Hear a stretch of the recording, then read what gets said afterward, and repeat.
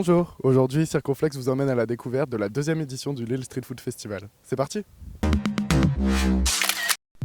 Cette année, Hello Lille a organisé la deuxième édition du Lille Street Food Festival. L'année dernière, 16 000 visiteurs s'y étaient rendus en l'espace de 4 jours. À cette occasion, les portes de Rat Technologie, le lieu qui accueille le festival, leur étaient ouvertes du 6 au 9 octobre. Nous avons pu échanger sur place avec Inès Lenéanec, co-organisatrice du festival. Hello Lille voulait faire de Lille une capitale en fait, de la street food parce qu'il n'y avait pas d'événement autour de ça, en fait, de ce thème-là organisé ici dans la région. C'est comme ça que l'idée a émergé. Depuis l'année dernière, le concept a un petit peu évolué. Il y a presque le double de stands engagés sur le festival. Et puis le but, c'était également de valoriser la street food comme un réel type de gastronomie, de montrer que c'est pas juste des burgers et disons de la fast food parce qu'on peut facilement assimiler les deux ensemble alors que c'est pas vraiment le cas. On peut faire des choses bonnes. Donc c'était valoriser les compétences des restaurateurs de la métropole. Au niveau de l'offre food, on est vraiment que sur du local. On a essayé de s'adapter aussi à plus de régimes alimentaires, créer un événement sur 4 jours qui permette aux gens de se retrouver, etc. Autour d'un même thème, c'est super. Donc au Lille Street Food Festival, qu'est-ce qu'on peut faire? On peut manger, on peut boire. On a aussi des jeux qui sont proposés. On peut danser aussi éventuellement. On a de la musique sur le festival, donc ça permet aussi de mettre de la bonne ambiance. On est allé à la rencontre des acteurs principaux du festival. Pour eux, il se résume à bonne ambiance, découverte, partage et bonheur. Notre premier interrogé ne cache pas sa joie, il s'agit de Michael Brohr qui est venu épauler un ami. Leur stand a dû marquer vos esprits, il s'intitule Le gras, c'est la vie. Moi c'est Michael en fait de Top Chef, la saison 13.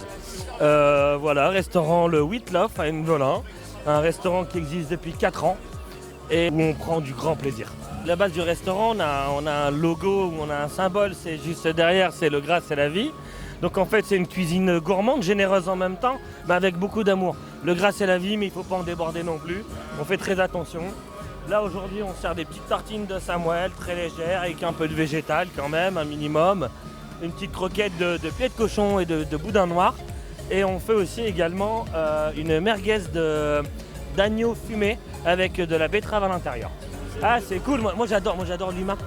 Donc au final, les expériences humaines comme ça où on fait des rencontres, moi je suis preneur de ouf quoi.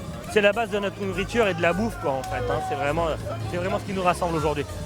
Ces sentiments sont partagés par les autres chefs cuisiniers, ils nous en disent un peu plus sur leur expérience. Notre enseigne c'est Smoky Banh Mi, c'est de la street food vietnamienne. Pour l'instant on s'est fait dévaliser donc pour nous tout va bien. Ouais. C'est une super bonne ambiance. Convivial, tout le monde s'entend bien. Donc franchement, le festoche en lui-même, il est vraiment super. Très bien, super ambiance, les gens sont super sympas, bonne musique, on s'amuse bien, la bière est bonne donc c'est cool. Spécialité portugaise du coup, c'est fait un peu dévaliser. Comptez revenir l'année prochaine? Bien sûr, mais pas en tant que travailleur. Je pense qu'en tant que festivalier, ce sera mieux. Durant le festival, il était possible de manger mais aussi de cuisiner. Des animations étaient proposées aux petits et aux grands. Sucettes au chocolat ou jus à base de pommes, coco et ananas. Allons voir ça de plus près. Moi je connais le festival depuis la création, j'ai toujours été sur des ateliers culinaires ou quoi que ce soit sur le festival.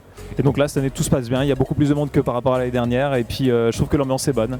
Donc c'est le principal. Nous on fait partie du MIAM, c'est la Chambre des métiers de l'artisanat de Lille. Donc on fait des ateliers culinaires avec un chef étoilé. Donc on a fait un petit atelier aujourd'hui pour les enfants sur du cake pop.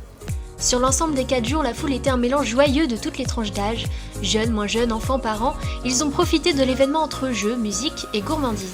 Très multiculturel, énormément de gens, de tous horizons, toutes classes sociales, tous âges aussi, et je trouve que ça c'est vachement bien. Et puis une bonne ambiance, comme on peut le voir derrière, ça bouge pas mal, ils ont mis de la musique et donc c'est assez génial. Et je conseille de venir, ça sent très bon partout où on y va. Niveau nourriture, il y a tout ce qu'il faut. Niveau bière, on est au niveau de Lille, il y a tout ce qu'il faut. Donc c'est sympa. Au Lille Street Food Festival, c'est tout beau, c'est tout bon. Le Lille Street Food Festival aura régalé pour la 2e fois les esprits et les estomacs. De quoi ravir ses papilles avant peut-être une 3e édition l'année prochaine. N'est-ce pas Inès? Oui, ça serait super.